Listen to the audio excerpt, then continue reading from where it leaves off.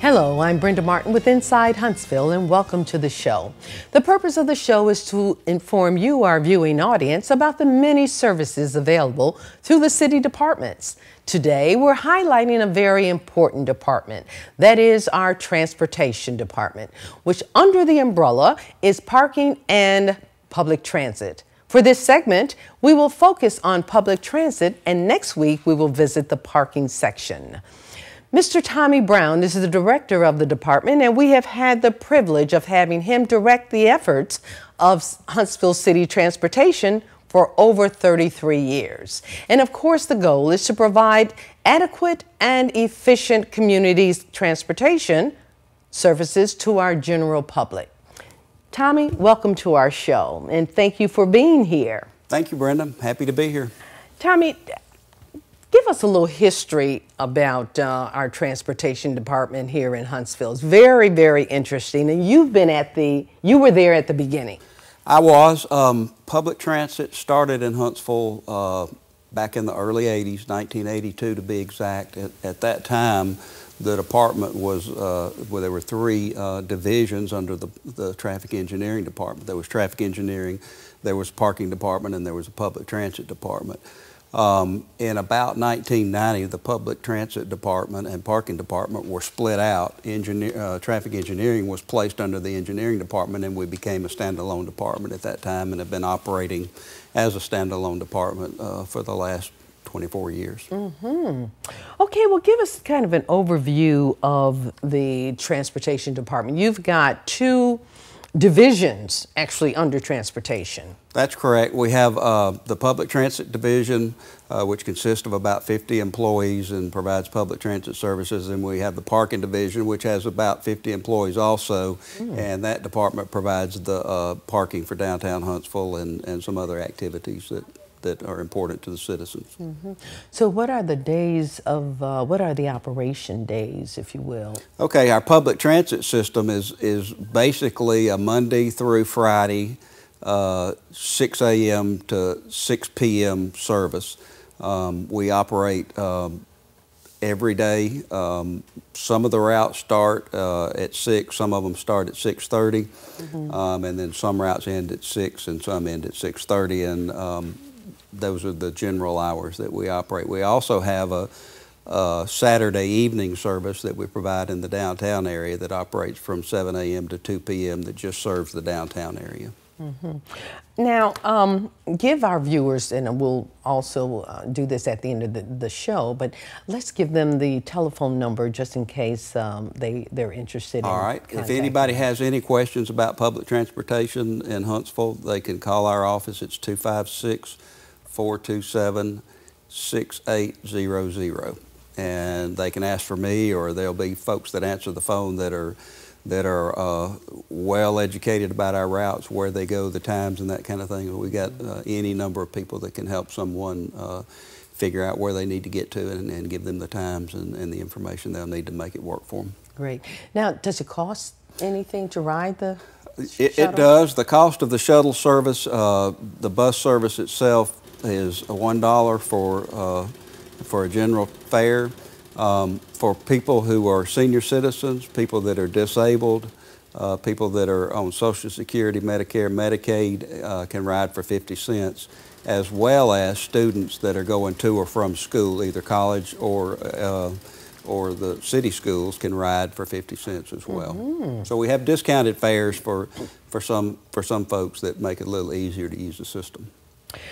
The route and times were changed based on a recommendation, based on recommendations of a study that you had last year. How are those changes working? Are they effective? Yeah, what we had, Brenda, is we had a system that had just about maxed out its efficiency. We were facing many days when our system ran late. If there was an accident, if the traffic was bad, like a Friday afternoon, it put all our routes running behind, and at that point we were not providing the quality of service that we wanted to provide to the public. We had a comprehensive operating analysis done. It was authorized by the mayor, approved by the city council, and funded by the city and the Federal Transit Administration, and that analysis came in and looked at all of our routes, all of our times, and made recommendations to us for implementation to make the system better, to make it work better. And in answer to your question, it absolutely is working better. The system is primarily operates on time. It operates efficiently. We transfer at our transfer center on the hour, so it makes making connections from route to route much easier. It makes the transportation time much shorter. So we've had nothing but positive reviews from the public about what we've done. We've had a few glitches. We've had to make a few adjustments here and there, but overall it's worked very well.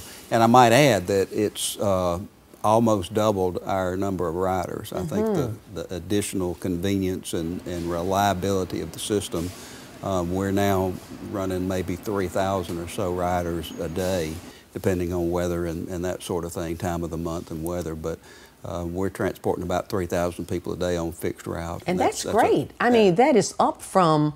probably 1,500 to 2,000 was a good day before we initiated these changes. And so, and we're expecting to continue growing as more people try it, more people ride and find out that it's convenient and easy and reliable. What are we doing to let the public know that it's available to them? Because, you know, oftentimes people would perhaps prefer to use the shuttle versus using their cars sometimes. Yeah, well, we have a very good website that's connected to the city's website, so someone could go on to the city's website, go to the transit division. Each route, all the times of the routes are outlined on that website. That gives you the times that the buses will come by the stops and that sort of thing. So that's very effective. We distribute bus maps and bus information to various places, the library, the senior center, city hall, places like that. And then we do some public outreach on the city's television channel on occasion. And so we do general outreach like that. Social service agencies we meet with on a regular basis to talk about what we do. And so, and just to add, we'd be happy, if anybody watching is interested, we'd be happy to come and talk to a group, social groups, clubs, organizations. We do that on a regular basis as well. Various home associations, that kind of thing. Absolutely, right.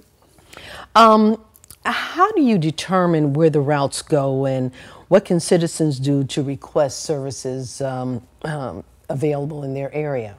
Well, we do. We have people that are planners that look at population densities, look at areas of growth, look at areas that are transportation generators. Obviously, the major malls, universities, things like that. Those are the easy ones. But we look at areas that will generate ridership based on a lot of public input. We rely heavily on the public and social service agencies. Organizations that utilize public transit to tell us where their riders need to get to, and we make our routes based on those kinds of recommendations. We do surveys. We survey our ridership once a year. We ask questions like, where is it that you'd like to go, times that you'd like to see the service operated, those kinds of things. So it's really a conglomeration of a bunch of different resources that we utilize to determine where we're going to place our routes, but that's it very generally. What I would say to someone who is interested in riding and may not be served is to certainly let our office know. Call us, and we keep track of every single request that we get, and we use those when we make analysis of routes and make adjustments in routes. So public input is extremely critical to what we do. What types of trips, in your survey, what types of trips are citizens making? That's a good question. One of the things that people don't realize is that 50% of our trips are work related. That is, people who are using transit to get to their job, their place of employment. So that's one of the reasons that transit is very, very critical to a lot of people. And we take people all over town to all sorts of different employment sites. So that's one real important. The second most utilized type of trip is probably shopping, grocery shopping, and that kind of thing, personal needs. And then we have a lot of ridership to social service agencies and things like that. And we do during school time, when school's in session, people might be surprised to know that we take a lot of kids to school. Those are the basic things that we do on the shuttle. Now, where does the fund, first of all, before I ask you about funding, how many buses do we have? We operate on the shuttle service. We have 17 vehicles. We operate 11 on fixed routes on any given day. So we're operating 11 vehicles at the time on Monday through Friday during those peak times. 11 vehicles? Correct. Mm-hmm. Okay, well now share with us about the funding. Where does the funding come from in operating the shuttle buses? You know, oftentimes you'll hear that transportation, and this is in any city I've heard, mm-hmm. that transportation is an area or department that is that really doesn't make money as such. So, well, what generally we get our funding from three significant sources. Mm-hmm. We have rider fares, which you referred to as the money that we generate from the system. That's about 12% of the revenue that we generate. We have federal transit funding, which comes from the Federal Transit Administration. Every time you buy a gallon of gas, a certain percentage of that tax on that gas goes into the Highway Mass Transit Fund, and that's distributed back out to transit systems and to highways, state highway departments for roads and transit. So we get funding from those two sources, and the third source is the City of Huntsville. The mayor and city council allocate funding for us on an annual basis that makes up what we don't get in federal funding and fare revenue, and that generally the federal funding is 80% for vehicles, and the city pays 20%, and then our operating costs are funded 50% by the federal government and 50% by the City of Huntsville. And we put back into the system from fares a significant portion of our budget, but we are just like any other city service that the council and mayor determines needs to be provided. We rely on the City of Huntsville for funding. For funding. To provide that. So what is your budget, approximately? Our transit budget annually is about $4 million. That's broken down probably about $1.5 million from city funding, $700,000 from fares, and the rest of the funding from the federal. Mm-hmm. So if you had more funding, what would you like? What other opportunities would you like to see happen in your department? Well, this goes back to our surveys, and we ask in those surveys every year what additional services would you use, and what would you like to see us do. Also, our comprehensive operating analysis did some public input surveys, and what we got back and what we would like to do if we had the funding available is to expand to Saturday service. Mm-hmm. That's one of the requests that we get very often. A lot of folks that work during the week need to take care of other business on Saturdays, and so they're unable to use the transit system to do that on Saturdays. That's about a $400,000 budget item, so it's not an insignificant number. That's probably the first thing we'd like to do. We also get a lot of requests from people to operate later in the evenings. 6:30 is about the latest route that we run. A lot of the folks that use the service to get to work don't get off until 9 o'clock. So we get a lot of requests for that. A lot of folks ride the shuttle system to work, and then they take a taxi or ride with a friend or whatever to get home. So that's an expensive proposition for them. And those are the two biggest requests that we get. Mm-hmm. We've got a 5-year, if we had funding, what we would like to do in a 5-year plan, and that includes additional routes as well. For example, a route that would go through West Huntsville, through Madison, into the airport and back. Better service for East Huntsville, and just general better service for the city as a whole. But those are the top three things that we'd like to do if the funding were available. Do you foresee that coming at all? I mean, are we going to have increased funding from your various sources? Because our city is growing. That's why, that's why I asked. Yeah, we're going to need to implement some of those things. There's no question about that down the road in the fairly near future.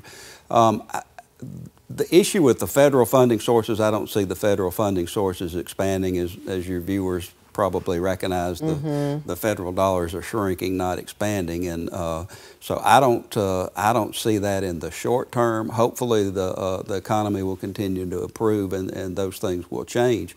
Interestingly, one of the things that affects the money we get is I said that the fuel tax pays for part of our revenue. Well, people are using less fuel. They're more fuel efficient cars, so less fuel is purchased, less taxes generated, less money into the fund. So that's an issue that the federal government's going to have to wrestle with, our congressmen are going to have to wrestle with. But until they fix that issue, I don't foresee any additional federal funding. The city funding, the mayor and council have been very generous to us to fund the offset from what the federal government doesn't fund. That revenue could increase some in the future, but for the next couple of years, I think it's still going to be real tight. One of the things that we'll look at in next year's budget probably too that will help us potentially grow some is increasing our fares. We haven't raised our fares since we started 20 some odd years ago, so that's something that we'll probably need to implement, and so I'm optimistic that the longer range future will be better. Short term, I don't think that that we're going to have a lot of additional funding. And if we're going to increase our services, our fares rather, they probably won't go up that much. No, we're at $1 now. We'd go to $1.25, $1.50 maybe. $1.50, yes. One of the things that I would like to point out, we'll kind of toot our horn a little bit, is that many transit systems in this country over the last few years have had to cut back. They've cut back service, they've cut back employees. We have been very fortunate in that we have been very frugal with our federal funding. We've had enough federal funding that we've held in reserve. The city council and the mayor have helped us. So we've been able to maintain our level of service without reducing routes, without increasing fares, and without laying off, thankfully, employees or things like that. So we're in a little better shape than some transit systems are, in that we've at least been able to maintain our level of service through these trying financial times. Well, kudos to you for great management. We've had a lot of folks managing that are involved your funds. in that, and so we're proud of that. But we've got a lot we'd like to do if we had the funding. If you had the funding. One other thing you mentioned, and I'd like to expand on it a little bit, and that's taxis. You know, there's not a lot of taxis in the city, but we do have taxi services. We have taxi service, and folks may not realize this either, but our department is responsible for inspection of taxis. We do 2 annual taxi inspections to make sure that the taxi cabs are safe, adequately insured, and available to the public. We've got about 60 taxi cabs in Huntsville. 60. It's an interesting taxi market here because a lot of larger cities, the taxi market is geared towards business travelers and that kind of thing. Here, it's not so much like that. It's geared towards people that are transit dependent and don't have lots of other options. Now, it serves a broad range of people, but our taxi cab services are a vital part of the public transportation infrastructure in Huntsville, and we recognize that, and we help them any way that we can as far as the ordinances, setting fares, and that kind of thing. So the City of Huntsville really regulates the taxi cab industry, and we do those inspections, and we look at them as a partner. And that's good to know. That's good to know. I'm running out of time here, but one of the things I want to talk about is our Handy Ride service, which is fabulous. You help the senior citizens and those that are disabled. So let's talk about that. Yeah, Handy Ride is a door-to-door service that we provide to the general public in Huntsville. We do about 500 trips a day on Handy Ride. We operate 14 vehicles there on a daily basis. Essentially what Handy Ride does is it goes to a person's doorstep. It assists them in getting onto the vehicle and getting to the destination where they need to go. And as you mentioned, Brenda, we're talking about folks that are disabled. Most of these folks are in wheelchairs or use some sort of mobility aid. We're talking about folks that are blind and other things like that makes it difficult for them to travel, and our drivers in our service helps them to get to the places that they need to get to. A very vital service. Very vital, and kudos to your department. I have, on a personal note, I have an aunt that uses it, and she's partially blind, so she uses it on a daily basis. How can a citizen become eligible? Okay, Handy Ride is designed for you are required to be disabled over 65 as a senior. And to become eligible, we have forms that have to be filled out. They have to be signed off by a doctor who attests that you can't travel more than 200 feet on your own and sorts of things like that. It's not a daunting process. It's pretty easy. Folks would need to contact our office. We can either mail out the forms, they can come by and get them, we can fax them to you, what have you. But those forms would have to be filled out. Our office would review them, the doctor would sign off on it, and then we would approve or disapprove of them to ride. And once we get them in our database, then a person would be eligible to ride as they needed the service. How many, what's the numbers? Do you have any idea how many people we disabled and senior citizens that we a total number, I'm not sure. But for our service, we've probably got 5,000 folks that are on our, that are registered to ride with us citywide. Now, not all of those folks obviously ride all the time. We've got some people that ride 3 days a week, for example, to dialysis treatments. So those are life-saving treatments that they have to get to. So some of those folks ride Monday, Wednesday, and Friday, kind of a schedule. And then some people ride just when they needed to go to the doctor, kind of thing. So it varies from that standpoint on how many people that we take care of. Tell me about, or tell us about any other services the public transit division provides. Well, we do a couple of other things that are not real well known. One, we have a rideshare program. It's part of Commute Smart Alabama. You can go onto our website, sign up for carpool or van pool services, and that's a statewide program that's operated in the 4 major cities, Birmingham, Montgomery, Mobile, and Huntsville. So we have a database where we can match folks with other commuters, the time they go to work, the time they go home, where they work, where they live. We match those folks together so that they can form carpools and that kind of thing.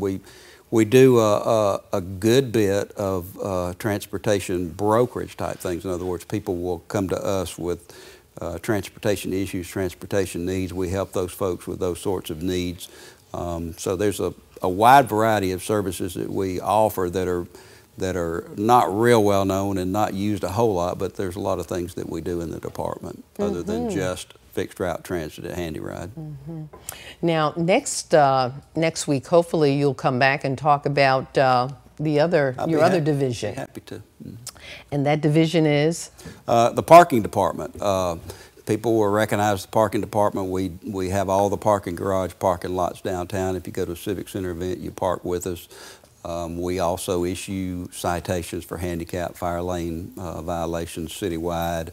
And parking department is interesting because it is a big piece of the planning and development puzzle for downtown that people may not think about, but it's a big part of making downtown attractive and growing downtown. I can't wait to talk about it because there's some new items that you all have going in the parking department. Right. But anyway, listen, Tommy, thanks again for being here.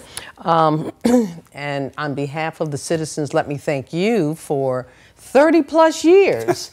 30+ years working for the city of Huntsville. I love saying that. No, I've enjoyed being here. I appreciate you having me.